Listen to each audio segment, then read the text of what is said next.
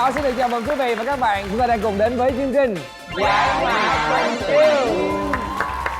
Các bạn thân mến, sau một tuần làm việc vất vả thì vào 22h30 Chủ nhật hàng tuần trên kênh HTV7 thì chúng ta cùng gặp lại nhau và sẽ cùng nhau lắng nghe những câu chuyện về tình yêu vô cùng thú vị đến từ chính cô gái xinh đẹp của chúng ta. Xin chào các cô gái ạ. Và bên cạnh đó, sau khi nghe xong những câu chuyện rồi thì chúng ta cũng sẽ được lắng nghe những ý kiến riêng của Cánh Mày Râu. Và đại diện Cánh Mày Râu đó chính là diễn viên Ngọc Trai cũng như là diễn viên V-Max. Và để giúp cho không khí của chương trình luôn luôn mới mẻ, luôn luôn thú vị hơn thì chúng ta còn có một khách mời rất là điển trai. Và ngày hôm nay thì khách mời đó chính là diễn viên ca sĩ Tim.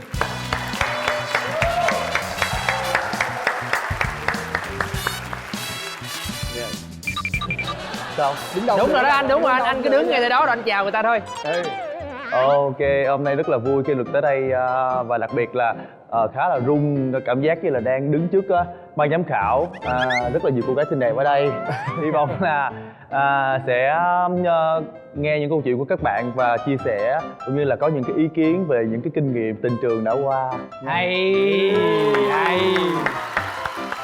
Nói chung là anh Tim biết không, ở phía bên đây nhìn cười cười nói vậy thôi, nhưng mà đôi khi là cũng có những cái câu chuyện đó lâm ly bi đát dữ lắm. Vậy hả? Thấy cô gái nào cũng đang cười tươi mà. Nói câu nào là thấm câu đó đó anh. Nói câu nào là thấm câu đó đó anh, cho nên là mình cũng đừng cẩn đùa thận anh nhá, đừng đùa. Rồi ngày hôm nay chủ đề của chúng ta đó chính là những hành động hay là những lời nói mà chúng ta ước gì chưa từng nói ra với người yêu của mình. Đấy.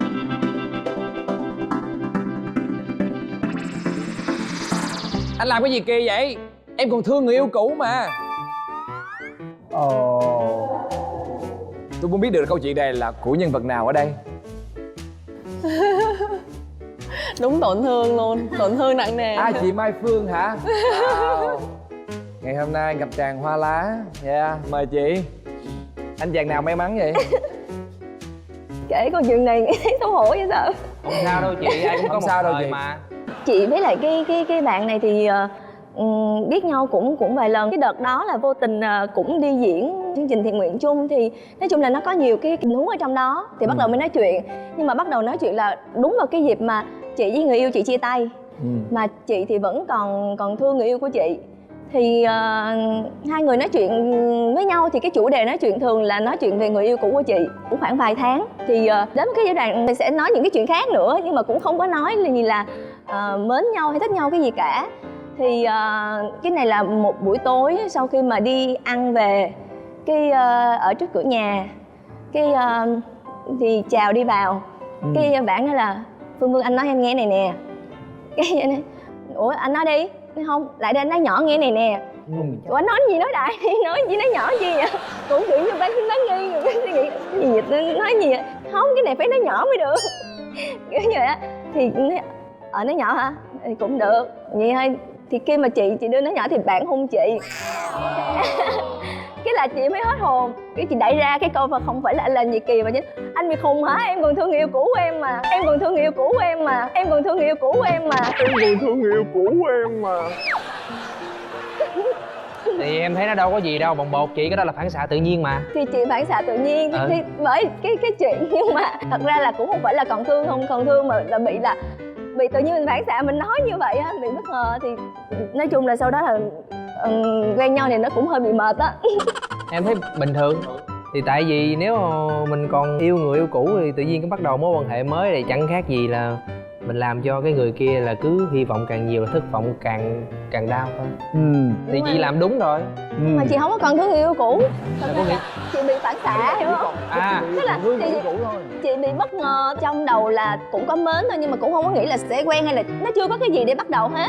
Mà bạn hành động bất ngờ cái tự nhiên chị bị phản xạ, cái chị nói vậy đó. Quỷ sứ tự nhiên hôn người ta không xin phép. Quỷ sứ tự nhiên hôn người ta không xin phép. Không phải, ý của chị Phương kể cái câu chuyện ra, thí dụ như mà sau này chị có bắt đầu cái mối quan hệ với người mới cũng là một cái câu nói mà lý ra mình không nên nói.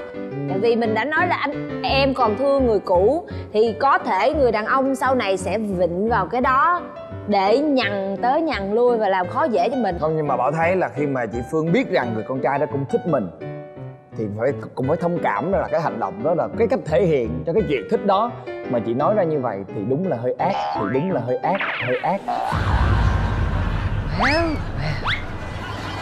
Nhưng mà cái ác của chị em nghĩ là đúng với chị, tại vì rõ ràng chị không thích người ta thì mắc gì đâu mà chị Không, chị có thích mà. còn nói gì nữa. Có thích mà tại vì phản xạ. Không, đúng rồi. Tại vì tức là ý Trai mới nói là cái này gọi là nghiện mà ngại đó. không phải, vì chị nghĩ rằng là nó sẽ một cách từ từ hơn kiểu như vậy á, tức là mình cứ bị phản xạ cái mình không biết Không mình có được xấu xàng ấy. Nhưng mà sau đó là mối quan hệ của hai người như thế nào? Gọi là bạn bè luôn. không, sau đó có quen nhau. Nhưng mà Cũng là có good ending. có quen nhau đúng Nhưng mà không? bao giờ có bao giờ người ta Dạ nhắc có. lại câu nói này không? Và Dạ cái có. bạn và cái con trai đó có Cũng khá mệt mỏi, giải thích cho hiểu rồi nhưng mà vẫn rất là mệt mỏi về cái chuyện rằng là cứ lôi ra để Đúng mà rồi. xoáy cái chuyện người yêu cũ. Nhưng đối với em cũng không có lo đâu. Nếu mà đặt em như chàng trai đó thì chị chỉ hơi buồn chút xíu thôi, nhưng mà thật sự nếu mà đặt thật sự thì không đáng phải bận tâm. Tại vì quan trọng là nếu mà đã ở bên chị thì sẽ có thời gian nó sẽ vun đắp rồi từ từ cái người kia sẽ từ từ lặng lặng về cánh gà. Mình sẽ bắt đầu thành vai chính đó. Mà thật ra thì Tim nghĩ là đàn ông ai cũng không thích được bị so sánh. Và các phụ nữ cũng vậy, không ai thích bị so sánh với người cũ hết. Có lẽ là đó là cái vết đầu tiên anh ấy gặp phải khi mà đến với lại Phương, nên là chắc chắn là sẽ khó chịu. Nói chung có những cái nỗi đau nó là vô tình, nhưng mà nó sẽ vẫn cứ đau hoài, đau mãi đến cuối đời cũng không bao giờ quên. Nhưng mà hy vọng rằng là cái câu chuyện đó nó cũng đem lại cho chúng ta một cái kinh nghiệm thú vị, chị Phương hả? Rồi câu chuyện thứ hai.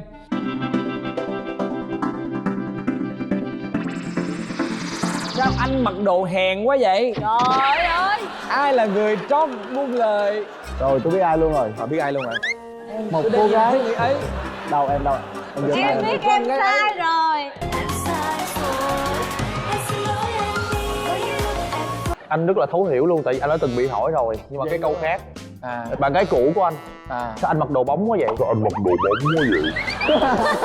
Cái đó em nói hoài à. Dạ, anh chia tay ngay lập tức Cái đó em luôn. nói hoài không? Anh chia tay ngay lập tức luôn. Đó là cái áo mặc. Anh thấu hiểu cảm giác đó. Em sai rồi, em xin lỗi anh. Cái gì nữa?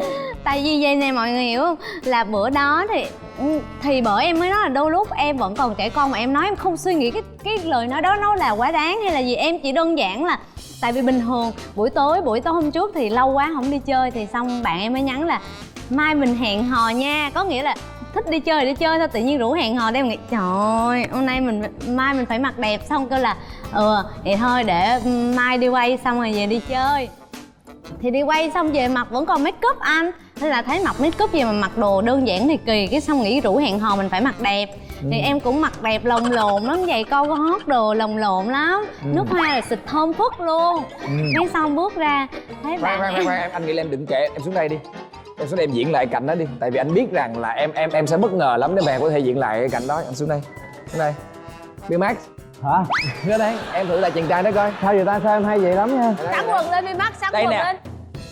Diễn lên. Tội nghiệp. Chấp luôn. Quần ông Em hãy cao coi đi. phản ứng của đàn ông như thế nào khi nghe câu nói của em nhé. Rồi, ok. Và bây giờ hãy cùng nhau đến với buổi hẹn hò giữa Gia Linh và B-Max. Khoan cho nhìn cái coi. Ê thằng này nó không có hèn mà nó bừng quá. đây em mặc đồ là lồng lộn nha, Rồi. mặc đẹp nha Rồi xuống. ok. Rồi cái xong vô, Ô em.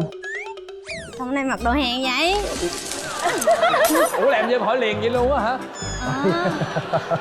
Không, con bé này nó có biệt tài là mỗi lần nó mở miệng là dấu chấm hết của một câu Là chuyện này, em hiểu không? nhìn. Ủa sao anh Ừ. mặc đồ hèn vậy mà mặt em rất Đúng bình vậy, dấu chấm hết luôn thường. á. Em cười luôn à. Ủa sao Sao nó em? mặc đồ hèn vậy? Nó đi hẹn hò mà.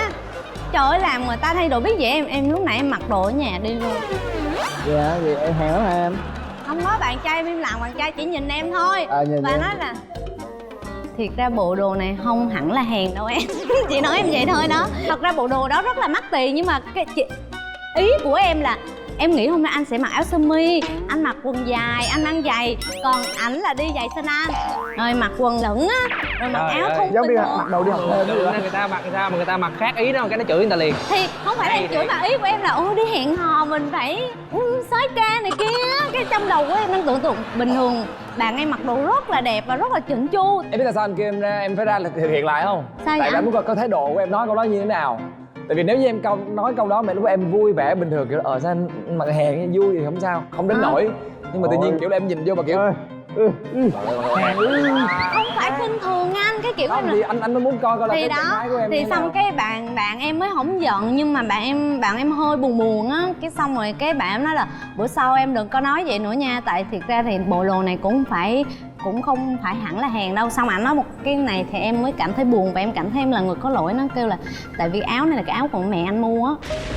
Nói như vậy cái sao em mới thấy trời ơi, tại sao mình có thể nói ra một lời mà mình không suy nghĩ vậy, mặc dù là mình chỉ tưởng tượng là do mình tưởng tượng bạn mình hôm nay chắc là mặc đồ đẹp lắm đây nè, tại em rất thích nhìn con trai mặc áo sơ mi mà bạn đó mặc đồ rất là đẹp, cho nên em mới trời ơi, muốn nhìn vậy thôi. Nhưng mà tự nhiên cái ra không phải thất vọng, nhưng mà ra tự bị hụt hẫng á, mặc đồ như là đi bình thường thôi chứ không phải như mình mong muốn, cho nên em lỡ thốt ra lời đó và em cảm thấy rất có lỗi. Thì em có xin lỗi và em nghĩ là trời ơi, người ta trân trọng cái món quà của người thân người ta tặng như vậy thì chắc hẳn nếu người ta yêu mình á thì người ta cũng sẽ rất là trân trọng mình. Nên là từ đó em cảm thấy thương hơn thôi.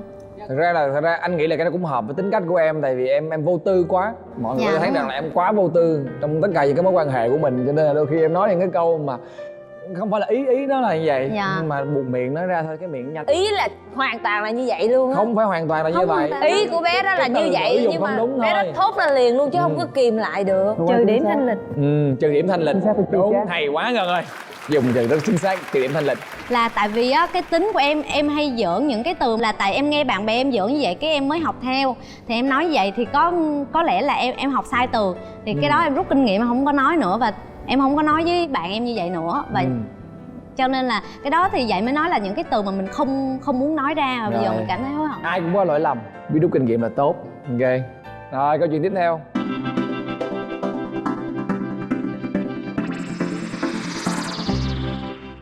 "20 tháng 10 đi cà phê cùng con bạn thân." Linh nói xong rồi tôi suy nghĩ quá trời, Linh vậy tôi hiểu. Thì là câu chuyện của bạn hả? Nó Ủa gì hả? Nếu không tôi hiểu liền rồi. Dạ. Mối tình duy nhất. Dạ không, cái mối tình duy nhất là chưa. Cái này là chỉ cưa nhau thôi. Cưa nhau thôi. Trước đó em đang là sinh viên em học ở Cần Thơ á. Hai đứa em quen nhau nhưng mà kiểu là thích nhau rồi. Nhưng mà đến ngày 20 tháng 10 thì sáng sớm ảnh điện em ra, ảnh tặng cho em 2 cuốn sách. Là em ấn tượng rồi. Từ đó giờ em không có được ai tặng sách hết á. Thì lúc đó thay vì rủ người ta đi chơi luôn đi, không chịu. Kiểu chờ thử á. Nhiều lần hỏi em là có bạn trai chưa. Em toàn nói thật, em nói là chưa có bạn trai, chưa yêu ai hết. Mà anh không tin. Ý anh nói là trời ơi, em vậy mà chưa có bạn trai hả? Thì cái lúc mà cái tuổi mà em xách chỗ mã đó, nó hơi bị xinh. Em nói nhưng mà ảnh không tin. Thì ý anh nói là nếu mà chưa có bạn trai á thì tối nay chắc chắn sẽ ở nhà không đi chơi. Thì nhưng mà tối đó thì nhỏ bạn chung phòng với em, bạn thân, nó nói là ê mày đi cà phê với tao đi, tại vì cái anh này anh rủ tao đi uống cà phê. Thì cũng thích vậy đó, nhưng mà tao không dám đi một mình. Nó sợ cái gì em không biết. Thôi thì em đi. Xong tới 8:30 cái bạn đó điện thoại cho em, nói là rủ đi uống cà phê thì sẽ lại rước em. Thì em cũng nói thật luôn. Em nói là em đang ở quán cà phê này với nhỏ bạn của em và thêm một thằng bạn nữa. Mà thằng bạn đó là bạn của nhỏ bạn em. Sao nói vậy thì em uống đi, khỏi đi với anh nữa. Em nghĩ ảnh hiểu lầm rồi. Rồi từ đó về sau là ảnh, mà em nể thì là ảnh không nhắn tin lại luôn. Mặc dù hai đứa thích nhau rồi. Em nghĩ là cái ngày đó ảnh sẽ kiểu tỏ tình đó. Nhưng mà không, thôi luôn. Là do em đúng không? Là em đi với bạn thân của em cho nên là bạn trai đã rủ thì em không đi được đúng không? Em vẫn đi được. Em nói là nếu đi thì đến nước em đi. Thì em nghĩ là anh nó không tin. Ảnh nghĩ là con nhỏ này chắc đang đi với thằng nào rồi, chắc là cũng nhiều thằng cưa cẩm hay gì đó, hay đi bạn trai. Dạ, mà em cũng không giải thích luôn. Kiểu lúc đó đứa nào cũng làm tự trọng cao hay sao á. Mà anh nói tốt. Lúc đó mà quay ngược thời gian lại á thì em sẽ không đi với nhỏ bạn em. Em điên à? Không phải, tại vì Em trốn được ông đó là em mừng rồi đó. Đúng rồi đó, chị đâu có lỗi đâu, thấy vậy mà. không có, tức là em bị đàn tiếc. ông mà suy diễn sao quá ha. Anh này bị đa nghi. Thì đó em nghĩ là anh ấy nên là, nhưng mà nếu thời gian qua là em không đi với nhỏ bạn em. Không có Cũng duyên có thì người thôi cưa sao cưa. giờ đúng không? Không, nhưng mà nếu như bây giờ mình thử mình đặt vào cái trường hợp đi, nếu mà ngày đó mà cái bạn mình đang cưa cẩm mà họ đi với là người bạn thân của họ đâu có gì đâu đúng không? Nói là không phải làm ra cho ra lẽ chứ không phải gặp mặt hoặc là Thì như thế lúc nào đó em tại vì nói là chắc chắn là họ có sẽ phải đi với chuẩn một bị cái thằng gì đó bạn cho em nữa. ngày hôm đó. Thì nhưng mà em nói rõ là thằng bạn của bạn em rồi. Mà ảnh không luôn. Mà sao đó không gặp luôn? không gặp, không nhắn tin, không nói chuyện luôn. Bởi vì em nể anh cái đó. Nếu em hỏi anh Bảo nè, trả tiền anh Bảo nhắn tin cho em nữa không? Thế với anh thấy cái chuyện nó bình thường lắm. Tại vì em đi chơi với bạn em thì em cứ đi thôi. Rồi nếu mà sau đó về thì tối gặp, còn không thì qua ngày em sao gặp. Dạ. Tại vì cái ngày hôm đó cũng không phải là một cái ngày gọi là quá đặc biệt để mà phải làm cái chuyện đó. Em nghĩ là cái anh đó không có tin em, chưa có bạn trai ảnh. Nhưng mà mặc dù anh thích em cũng thích ảnh. Nên là sẵn ở đây luôn, em nói luôn là nếu mà may anh có đọc được á, bây giờ quay lại thì em cũng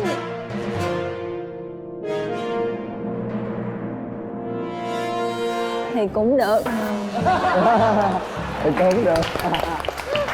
Mọi người nhớ xe đoạn này cho chị Ngân. Bữa đó là em nói sự thật, em không có nói dốc thôi. Anh sai rồi. Không, nếu mà ảnh quay trở lại với em á, xong rồi hai người có bắt đầu mối quan hệ mà nó nghiêm túc á, thì nhờ biên tập cắt giùm cái chữ hồ đồ của tôi đã nói ảnh như vậy nha. Mà em nghĩ như vậy anh có gia đình rồi. Em nói vậy. Dạ. Thêm em cũng suy diễn nữa, mệt quá luôn. Hai người hợp nhau đó, anh thấy hợp rồi đó. Thôi hình như anh thấy là ngày hôm đó có thể là anh ấy giận em. Tại vì ngày đó là ngày phụ nữ Việt Nam mà cái tính anh nó hơi phụ nữ xíu đó, tại vì đàn ông thì họ sẽ không có, họ sẽ rộng lượng hơn. Theo anh thấy là sẽ rất là rộng lượng, mà thực ra hai người cũng chưa có là gì với nhau. Còn nếu như đã là gì với nhau rồi đi, mà với cái tính đó thì anh nghĩ là em cũng sẽ phải đàn ông hơn đó để mà chiều theo một cô gái như vậy. Không cần mới tiếc đâu em à. Tại vì anh thấy là nếu mà quay lại thì em sẽ là người phải mệt mỏi. Em đoán được ảnh có suy nghĩ đó là tại vì buổi sáng ảnh tặng em 2 cuốn sách thì ảnh có đi chung với cái người bạn của ảnh nữa. Thì chính cái người bạn cứ nói là em là như vậy mà sao có người yêu hoài à. Thì ảnh nói là nếu mà biết có hay không là tối nay sẽ biết. Đó, thì em không có nghĩ. Thì buổi sáng ảnh không rủ thì thôi, thì coi như là không rủ rồi. Thì em mới đi với nhỏ bạn em năn nỉ, xong rồi em đi. Xong rồi tối điện. Nói chung là câu chuyện của em đó kiểu là thử em rồi còn gì. Nhưng mà em hỏi với anh là trong tình yêu mình thử được không ta? Trong tình yêu anh nghĩ là thử là một trong những sai lầm á. Thì em hỏi rồi tại em chưa. Anh cũng thấy là chưa có yêu, chưa có gọi là tình yêu đâu. Em muốn biết là trong tình yêu có thử hay không, em quen hỏi người sau lưng em á. Người đó trả lời cho em biết nhiều thứ lắm. Chị qua câu chuyện của em thì chị thấy là em đúng là chưa nên yêu đâu Ngân. Từ từ nha. Từ từ đi. Bình tĩnh đi nha. Em muốn đoán được là em chưa tới tuổi vậy thì đây là cái điều hối tiếc thôi. Nhưng mà thôi, đây là một cái kinh nghiệm mà chúng ta nên rút ra, đặc biệt các bạn trai đúng không ạ? Nếu như các bạn mà thực sự thích một ai đó thì nên người ta nói cái gì mình nên tin cái ngay từ đầu đi. Rồi sau đó nếu người ta có nói dối thì mình tính sao? Chứ mà chưa có gì hết trơn mà đang nghi ngay từ đầu, mối quan hệ nó sẽ không có đi về đâu hết trơn á. Ok, rồi cảm ơn Ngân. Câu chuyện tiếp theo.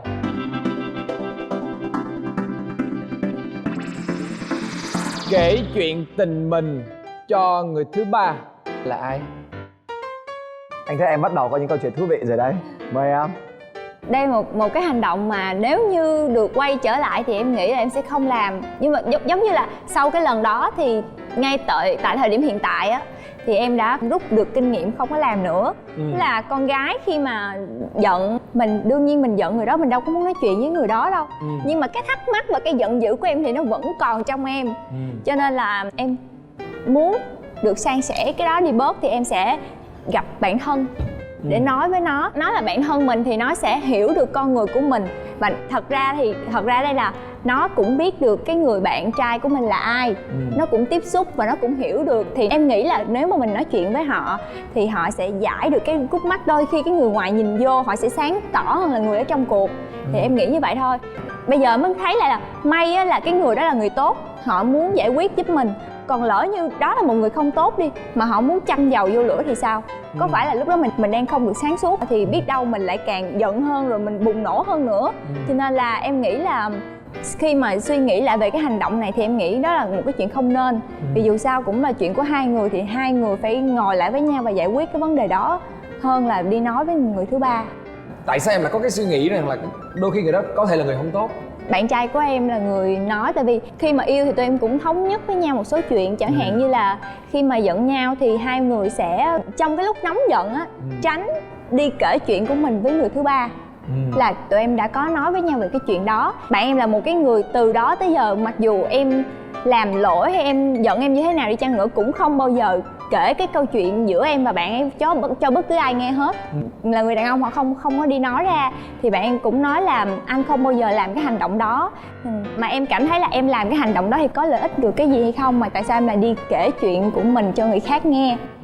Chẳng hạn như là em đi kể với một người mà người đó đang muốn em chia tay anh, thì người ta lại kích vô, người ta lại nói này nói nọ, thì biết đâu em nghe theo những cái lời đó em lại không thèm nói chuyện với anh, em không thèm giải quyết chuyện đó với anh, và mình đứt gánh giữa đường như thế nào.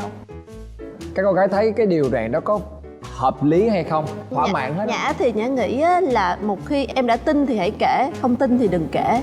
Mình phải xác định trong đầu mình trước cái chuyện đó. Rồi cái chuyện mà lúc đúng nghĩa là khi mình đang tức giận cái chuyện đó thì mình không nên nói. Tại vì lúc mình nói ra chắc chắn là những cái lời mình nói nó sẽ mang tính thiên vị. Mình thiên vị cho bản thân mình nhiều hơn.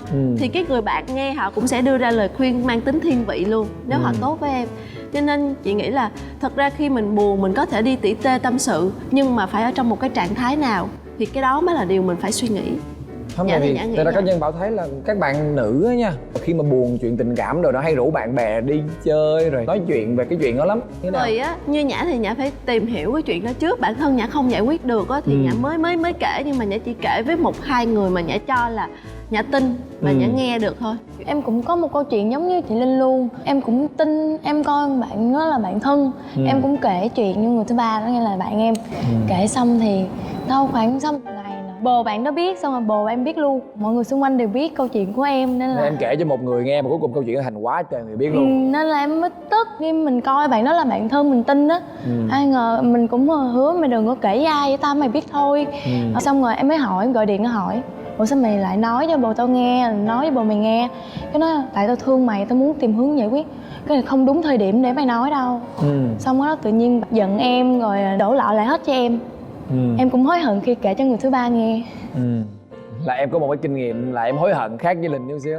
Em thì không kể với bạn bè, toàn kể với anh chị thôi. Vì em hơi nhỏ để có thể yêu hay là để có thể sáng suốt để yêu một người. Mỗi lần mà em yêu ai là em hơi bị hết lòng á, kiểu hơi lú, nên em hay nói với chị nghe. Thì chị hay khuyên những lời khuyên mà nhiều khi tốt cho mình nhưng mà không phải theo hướng của con tim của mình. Giống như là mình thật sự rất là yêu họ đi, nhưng mà chị vô nghe thấy mình như vậy, ổng không tốt với mình đi, thì kêu là mày dứt đi, mày như là mày tìm cách nào, mày đừng có liên lạc, đừng gọi điện, đừng ấy gì hết, như vậy sẽ tốt cho mày hơn. Thì em sẽ nghe lời.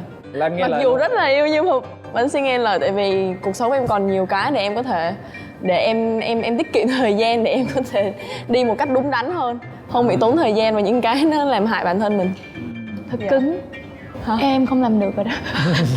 Lú nhiều lần. Bạn trai hay sao, nếu như mà các bạn là bạn trai trong cái trường hợp của Thiếu Lan mà giống như hai người đang giận nhau mà biết rằng là Thiếu Lan đi nghe từ một người khác mà chia tay mình, thì lúc đó cảm xúc mình như thế nào? Tức tại sao em không tin anh mà lại em lại đi tin bạn em, trong khi cái đó lỡ bạn ta nói đúng thì sao? Thế thì thua.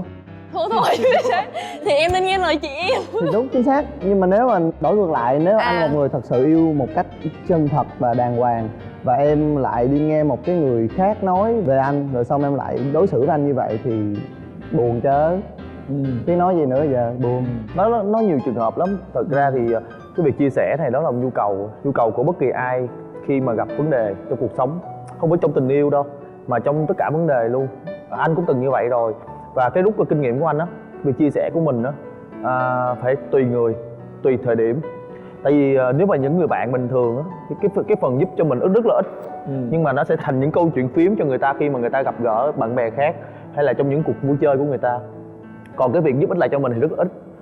Nhưng mà bù lại, nếu như là khi đó mình đang stress quá, mình cần phải bám víu vào một cái gì đó, thì đó là giải pháp duy nhất. Còn nếu như anh đã thử tự tiêu hóa những cái vấn đề của mình rồi, và nó sẽ thành ra là mình bị stress rất là nặng. Và khi mình chia sẻ thông tin đó ra với một người nào khác, gọi là share đi cái nỗi buồn của mình á, thì mình đó là cái điều mình có thể nhẹ nhõm. Nhưng mà bù lại chắc chắn là con dao hai lưỡi.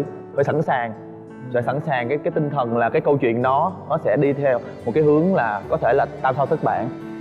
Đó, nên anh nghĩ là cái vấn đề này các bạn nam hay nữ bất kỳ ai cũng vậy, phải tùy vào cái người mà mình chia sẻ, và người thân của mình là giải pháp tốt nhất. Không, nhưng mà em thấy là luôn luôn có một cái sự hơi khác biệt chút xíu giữa nam với nữ, là nam có thể kể câu chuyện của mình cho bạn thân cũng gia đình nghe, Nhưng mà thường là nam sẽ không có nghe theo để mà quyết định. Nam Và sẽ tự đưa ra quyết định của riêng đúng rồi. mình, chứ họ không có thể nào mà nghe theo một giống như là vừa nghe chị vừa nghe anh nói là họ quyết định liền đâu. Họ sẽ có sự cân nhắc của họ đó. Và anh nghĩ thế này, nếu mà tốt nhất là đừng nên cho cái đối phương á, cái người mà người yêu của mình biết được thông tin đó. Tại vì chắc chắn là sẽ trong lòng của người ta, và bản thân mình cũng vậy, sẽ có một cái gợn, sẽ có một cái suy nghĩ là người yêu của mình sau lưng mình chắc là cũng có một cái bộ mặt khác, nói về mình khác, hay là như đó mình sẽ bắt đầu có một cái khoảng cách. Nên tốt nhất là theo anh là nó không nên nói. Cái đó kinh nghiệm xương máu của em bị nghe hoài luôn á, những câu chuyện mà trên trời rơi xuống á. Anh chỉ thấy vậy nha. Tại vì là tất cả nãy giờ mọi người đang bàn nó chỉ có một cái khía cạnh nè, là cái người kia không hề biết được là trong cái mối quan hệ này là các bạn cãi nhau về cái vấn đề gì. Bây giờ anh kể cho mọi người nghe một cái câu chuyện, có nghĩa như là cái người đó biết luôn là hai đứa này cãi nhau về chuyện gì. Anh và người yêu của anh cãi nhau, lúc đó là ở bên Thái, cãi nhau mà là phải gọi là đỉnh điểm luôn á. Những cái gì mà tiêu cực nhất là mọi người sẽ nghe thấy á, như là chửi thề rồi xì đùng có đủ hết. Thậm chí là lúc đó là trong đầu mình điên tới cái mức độ là mình chỉ muốn đi khỏi đây thôi, mình không có muốn ở đây nữa, mình nóng lắm rồi. Mà lúc đó là đứng ngoài đường luôn á, du khách là người ta đi ngang qua là người ta thấy là cái chuyện gì đang xảy ra vậy mà mình cứ. Sau đó là ông anh của mình mới nói là thôi trai đây là anh bá cổ mình đi qua một cái chỗ khác, nhưng mà thực sự nó cũng không có xa lắm, là chỉ là một cái quán nhậu phía bên ngoài đường thôi. Lúc đó về cái nội dung thì là trai không có nói nhiều, nhưng mà là trong đó anh ấy nói một câu thôi mà là trai khiến cho trai phải suy nghĩ cực kỳ nhiều luôn á. Anh biết trong cái chuyện này không có đứa nào đúng, không có đứa nào sai hết á. Tại vì căn bản là tụi em đang nói cho đã cái người thôi, là muốn lấy cái phần thắng về mình thôi. Giống như bây giờ nè, anh đang nói chuyện với em là anh đảm bảo một điều luôn là vợ anh đang nói xấu anh đó. Tại vì là chị vợ đi tâm sự với lại bạn gái anh, đúng không? Và anh hiểu điều đó luôn. Nhưng mà thực sự cái đó là đúng. Tại vì á, cái đó là nhu cầu của phụ nữ rồi. Em không có tránh được. Khi mà là hai người phụ nữ mà là sáp lại với nhau mà nói chuyện á, nhu cầu của người ta là gì? Là muốn được chia sẻ. Mà chị em phụ nữ với nhau thì tất nhiên là phải hiểu, đúng không? Cho nên đó là cái điều quan trọng nhất á, khi mà là trai nói ra cái câu chuyện này là cái gì? Là sẽ có những cái mà các bạn bắt buộc phải nhận lấy. Giống như là bạn không có sai lầm, bạn không có vấp ngã, bạn không bao giờ trưởng thành được. Mà may thay á nha, là lúc đó tự nhiên có một người nói ra cho bạn biết cái câu đó. Quan trọng là cái điều đó, chứ không phải là tự nhiên các bạn ngồi bạn nghĩ mình sai rồi, xin lỗi. Không có một thằng nào đủ thông minh tới cái mức độ đó nếu mà không có người chỉ đường. Cho nên là khi mà anh nói một cái một xong, trời ơi, như là mình chết trân luôn á. Đúng rồi ha. Vậy là giống như là bây giờ là tụi mình đang nói xấu lẫn nhau, mà không có giúp được cho cái mối quan hệ này nó trở nên tốt đẹp hơn. Sau đó thì sao? Uống đi.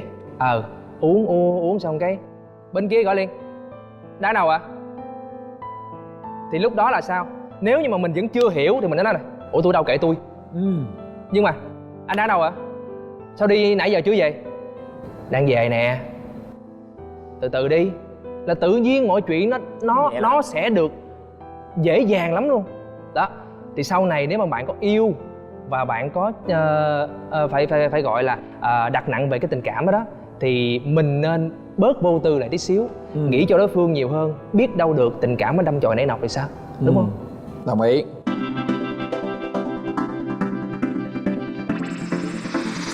Ủa, chứ trong hoàn cảnh đó người yêu cũ của anh sẽ làm như thế nào? Càng vậy? Sao tự nhiên lòi cái người thứ ba vô đây mà người thứ ba này là người cũ nữa vậy? Câu này là của ai? Câu này của Nhã. Sao? Tại vì cái câu này thật sự là giống như Nhã bồng bột quá. Nhã nói cái xong Nhã nghĩ là chết rồi, hình như mình nói sai. Tại vì Nhã thấy cái phản ứng của cái bạn trai trước mặt mình thấy nó kỳ lắm. Thì Nhã muốn hỏi mấy bạn nam ở đây là tự nhiên bạn gái mình mà nói câu đó thì mình cảm thấy làm sao? Thì tôi cũng kỳ lắm. Tìm kìa hỏi. Phản ứng có như vậy rồi. Thực ra thì anh đã nói rồi, đàn ông tự ái họ rất là cao, và cái nhu cầu được coi trọng, dù cho hai người đó, người phụ nữ có thành công như thế nào, có thu nhập cao hơn, nhưng mà người phụ nữ thông minh thì không nên so sánh đàn ông với bất kỳ ai, và nhất là người cũ. Nhưng mà em thấy lạ một cái là sao mà mỗi lần mấy bạn trai hỏi mấy bạn gái là ủa chứ người yêu cũ em sao, thì mấy bạn gái rất là thoải mái tự nhiên nói. Nhút kể luôn á. Cái thằng đó nó bị khùng. Không có. Chưa bao giờ dám hỏi luôn. Anh chưa bao giờ hỏi người yêu cũng cũ không bao giờ hỏi luôn. Không hỏi luôn. 100% đàn ông bên đây là không hề hỏi. Tự kể. Tại vì cái gì qua rồi là mình cho nó qua hết em. Em tự kể cho người cũ của em á hả? Tại sao con gái lại luôn cảm thấy thoải mái mà con trai thì không? Con gái nào mà thấy thoải mái với cái chuyện đó tôi chưa Không, thấy ví dụ bao vậy giờ. nè. Bạn thấy cảm Ví dụ là ôi hồi xưa người yêu cũ em làm chỗ đó, hay chung vô tình nhắc thôi. theo em cách em nói là em đang cực kỳ vô tư luôn á.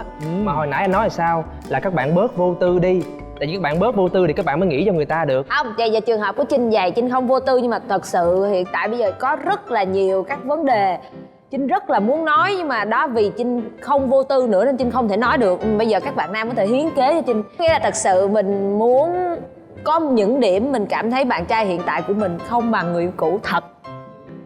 Và mình rất muốn nói, tôi cũng đã thử rồi, tôi cũng thậm chí tôi đã nói là mấy chàng trai kia người ta làm vậy đó, nhưng mà nó cũng không có vô đầu.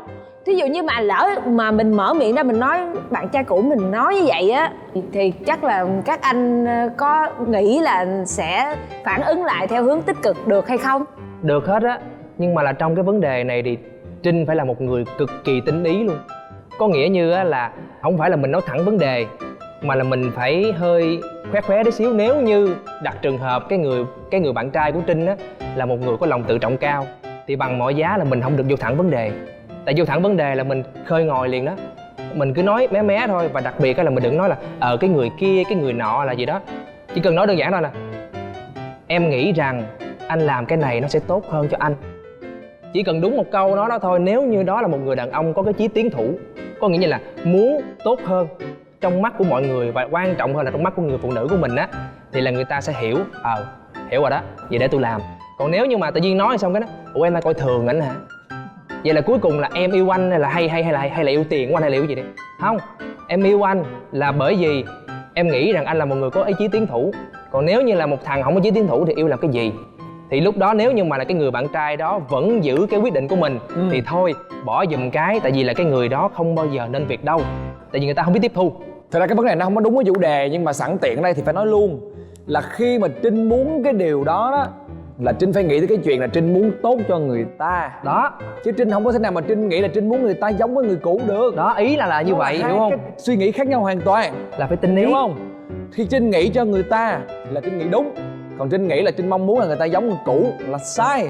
Hoặc là có một cách nữa, cách của anh đã gặp rồi. Ví dụ cái người anh đang quen có những cái điều họ không có tâm lý như người cũ á, thì anh cũng rất là muốn nói, nhưng mà anh sẽ không nói là bạn gái cũ của anh á sẽ làm vậy, mà anh lấy trường hợp của người khác. Đấy là anh có thằng bạn thân á, bạn gái nó làm vậy đó, mà anh thấy cũng được, cũng thích, anh thích, ok, bữa nào em thử thay đổi coi. Ví dụ như em không thích cái đó thì em thử coi, tại vì cái sự đổi mới trong tình yêu rất là quan trọng. Đó là cái người bạn gái của mình, nếu mà người ta hiểu, người ta muốn xây dựng cái mối quan hệ này thì người ta chắc chắn sẽ thay đổi. Tại vì bất cứ cái nhà mối quan hệ nào thời gian dài nó cũng sẽ làm cây nhàm chán hết, và cái sự thay đổi nó rất quan trọng trong tình yêu. Nên là nếu mà người đó yêu em thì chắc chắn là người ta sẽ suy nghĩ cái lời nói đó nó khéo léo hơn là mình không lấy trường hợp của mình nha. Thì đó, mà mình lấy trường hợp đó là trường hợp của mình, nhưng mà mình giả bộ mình nói là của người khác. Thật ra một khi mà đã yêu nhau á, mà đã chấp nhận đi với nhau một đoạn đường dài á, thì phải chấp nhận có sự thay đổi về bản tính của người đó cũng như bản tính mình. Tại vì môi trường công việc thay đổi, tâm tính thay đổi, tuổi đời thay đổi, rồi bây giờ xưa yêu nhau tình yêu gà bông, bây giờ có con cái thay đổi thì phải chấp nhận cái chuyện đó. Còn nếu như không chấp nhận được thay đổi thì đừng có yêu. Trong hoàn cảnh đó người yêu cũ của anh sẽ làm sao? Trời ơi, trong hoàn cảnh nào cũng không bao giờ hỏi câu đó hết trơn á. Ủa em là em của hiện tại mà em đi son với người cũ làm cái gì? Không, nhưng mà nếu mà bạn trai Trinh mà hỏi Trinh cái câu đó, Trinh sẽ rất là thích luôn á, Trinh sẽ mở lời ra luôn á, sẽ tuôn như dòng suối. Đó là kiểu như đó là sẽ làm như vậy. bây giờ tôi nói mày nghe. Nếu mà Trinh mình nó thích câu đó xong mà em đi về em yêu thằng cũ của em đi, em với tôi làm cái gì, đúng không? Trời ơi tôi bức xúc quá. Khơi ngòi, trời đúng khơi ngòi luôn kiếm chuyện. Trời ơi hãy trân trọng cái gì mình đang có của hiện tại, ok? Còn người cũ đã là cũ rồi thì cho nó cũ luôn. Ok. Tức là không bao giờ được nhắc như vậy cho dù mình nóng giận như Nhưng mà thế nào, người cũ nó cũng có mấy cái hay móc ra đưa cái mới cũng hay khổ. Được đúng không bà con? Hiểu. Cũ thì tất nhiên là có mấy cái kỳ cục nên mới thành cũ, nhưng mà cái mới mà gom được mấy cái hay của cái cũ. Tôi nói bạn nghe vậy nè, trên đời này á, các mối tình của bạn nó giống như là một cái puzzle, là một cái xếp hình với nhau vậy đó. Sẽ có rất là cái nhiều mảnh nó có thể tưởng chừng như là ghép vô được, nhưng mà chỉ có đúng một cái mảnh duy nhất là nó phù hợp với bạn thôi. Và bạn phải tìm đúng cái mảnh đó. Chứ còn mấy cái mảnh kia ok thấy cũng lỏng hơi chần xíu cũng được, cũng khít đó, nhưng mà không phải đâu. Đừng có bị lầm. Chỉ có một người duy nhất thôi. Biết sao không? Chắc con Bảo bị nói câu này nhiều cho nên nãy giờ nó bức xúc lắm luôn. Nó nói mà tôi bức xúc mà, hiểu không? Cái câu này là những câu không có nên nói trong tình cảm bao giờ hết trơn. Sai. Không nên nói, ok? Ok, không nói.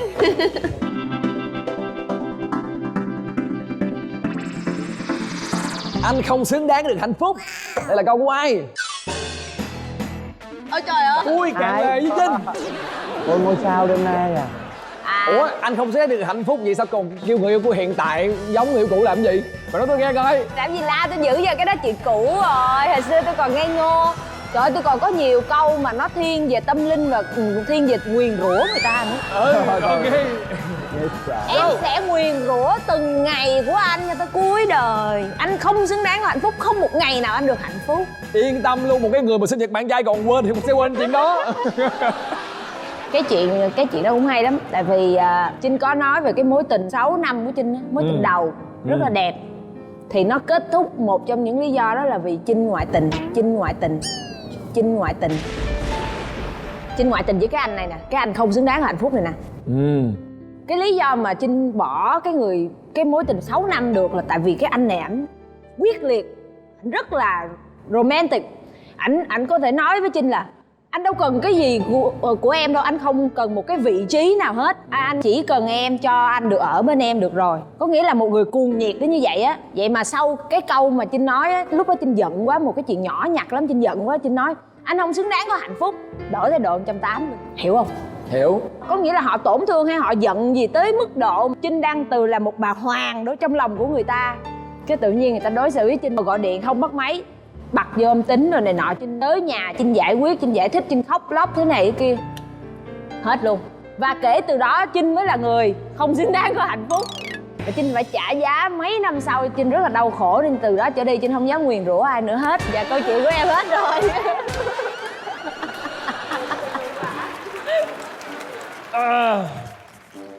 Đúng, Trinh đã nhận ra được điều đó. Nhưng mình không cần phải bàn luận như vậy về vấn đề này nữa, đúng không? Ngày hôm nay là cũng như là một cái thời gian để mà chúng ta nhìn lại rằng là trong suốt chặng đường yêu của chúng ta đã có những cái hành động gì, những cái lời nói gì để làm tổn thương người yêu của mình. Thì coi như là có những cái lỗi lầm trong quá khứ mà bây giờ đôi khi có muốn quay lại cũng không được, và đó là sự tiếc nuối. Không biết là ngày hôm nay anh tìm tới đây thấy như thế nào sau khi mà nghe những câu chuyện của các bạn ạ? Anh thấy thú vị mà. Thực ra thì tụi chung thì phụ nữ dù ở lứa tuổi nào hay là trải qua bao nhiêu mối tình thì cũng vậy thôi. Họ cũng có cái nhu cầu yêu giống nhau và cần sự quan tâm một người đàn ông, đặc biệt là một người đàn ông tâm lý quan tâm họ thì chắc chắn là sẽ phải kiên nhẫn, chịu đựng rất là nhiều. Và tụi chung đó là cái đàn ông, hình mẫu đàn ông mà tất cả phụ nữ đều cần hết. Và hôm nay qua những cái điều các bạn chia sẻ thì Tim thấy là đúng như trai nói á, cần phải có những cái vấp ngã, cần phải có những cái sai lầm thì chúng ta, đó là những bài học kinh nghiệm để mà chúng ta tốt hơn. Đó là cái điều đáng trân trọng nhất sau mỗi cuộc tình. Nhưng mà không biết là các chàng trai ở đây là đã từng có bao giờ một cái lời nói nào, là một cái hành động nào mà để mình phải tiếc nuối chưa? Đi mát thì có một lần như vậy mà làm cho mình tiếc nuối tới giờ. Thì mình vô tình mình nói ra những cái câu đó. Là ngày hôm đó là mình đi học và bạn gái thì đang ở nhà. Thì bạn gái mới nói là anh ơi, anh học xong anh chạy qua nhà em nha. Thì ok. Thì nhưng mà khi mà mình vừa học xong thì trời lại mưa. Cái mình nói là mưa thôi chắc là anh không qua đâu, anh đi về nhà luôn. Nói không, anh phải qua đi, hôm nay anh qua đi.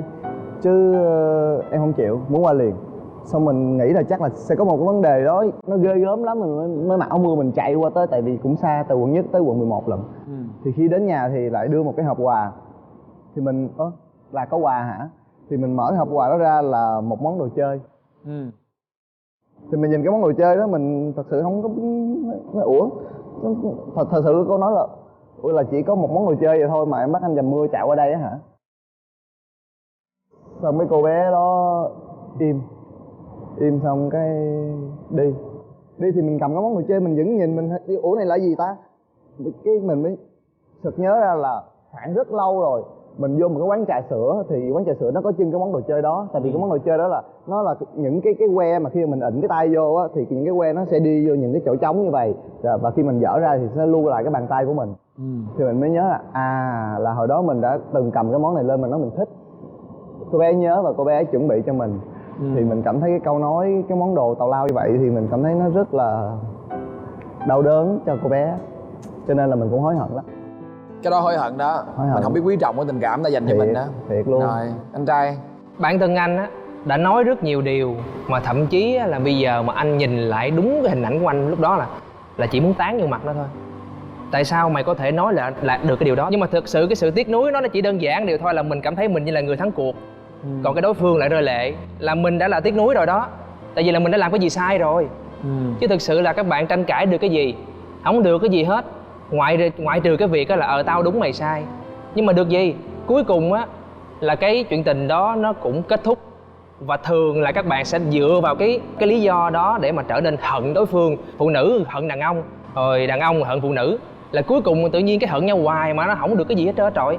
Vậy thì suy cho cùng á, trong cái chuyện tình cảm này nè, ở mỗi con người luôn, tất cả chúng ta đều khác nhau hết. Không bao giờ chúng ta chọn giống nhau được. Nhưng mà quan trọng á nha, qua mỗi chuyện các bạn rút được cái bài học gì. Nếu như mà các bạn không rút được, vẫn tiếp tục đi cho trai. Còn nếu như mà đi hoài mà vẫn không rút được, FA cả đời. Nó chỉ đơn giản là vậy thôi, là bạn có chấp nhận bạn thay đổi mình hay không, và để cho mình trở nên là một con người tốt hơn, hay là mình trở nên là một con người mà chả có ai mong muốn ở gần. Nói chung là cái mục đích cuối cùng của mối quan hệ khi bắt đầu là gì? Là giúp chúng ta cảm thấy yêu đời hơn, giúp chúng ta làm việc tốt hơn, giúp chúng ta sống tốt hơn. Vậy thì dẫu đôi khi chúng ta giận nhau đó, chúng ta cảm thấy là chúng ta bị bất đồng về một điều gì đó, thì hãy nghĩ lại xem rằng là chúng ta bắt đầu vì cái điều gì. Tình yêu nó đúng là một cuộc chiến, nhưng mà là cuộc chiến của hai người đối với thế giới ở ngoài kia kìa, chứ không bao giờ là cuộc chiến của hai người đối với nhau hết trơn á. Cho nên là đừng có bao giờ nói những cái lời làm tổn thương nhau, đừng có bao giờ có những cái hành động làm tổn thương nhau. Biết rằng rất khó, nhưng mà một khi mà mình đã làm rồi thì chắc chắn đó sẽ rất là nhiều những cái điều mà hối tiếc, và chúng ta sẽ không bao giờ có thể níu giữ lại được. Tại các bạn hãy giữ lấy tình yêu của mình một cách thật chặt các bạn nhé. Hãy tận hưởng những cái phút giây hạnh phúc của mình vào thời điểm bây giờ, và đừng có suy nghĩ gì sâu xa cả, bởi vì hạnh phúc là ở ngay chính thời điểm hiện tại. Chúc các bạn sẽ luôn luôn có những tình yêu đẹp, và chúng ta sẽ cùng gặp lại nhau vào 22h30 Chủ nhật tuần sau trên kênh HTV7 các bạn nhé. Nếu như các bạn bỏ lỡ bất kỳ một tập nào, cũng có thể xem lại thông qua kênh YouTube của chúng tôi là MCV Media, cũng như là cổng thông tin Love TV. Chúc các bạn có một đêm ngon giấc. Xin chào và hẹn gặp lại ạ.